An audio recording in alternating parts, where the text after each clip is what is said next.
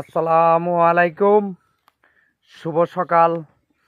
Facebook Facebook প্ল্যাটফর্মের যত audience আছেন আমার সবার কাছে রইল সেই দোয়া এবং ভালোবাসা। আসসালামু আলাইকুম।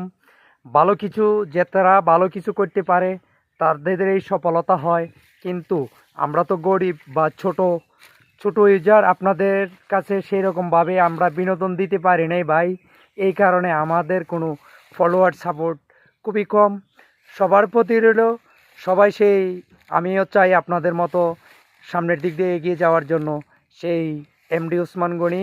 আমি খুব মধ্যবিত্ত পরিবারের সন্তান ভাই, কাজ করে ভাত খাই। সেটাই দেখেন আমাদের কাজের যেই পরিস্থিতি। কারণ সফলতা পাইতে গেলে আমি আপনাদের ভালোবাসা ছাড়া তো এগিয়ে যেতে পারতেছি না।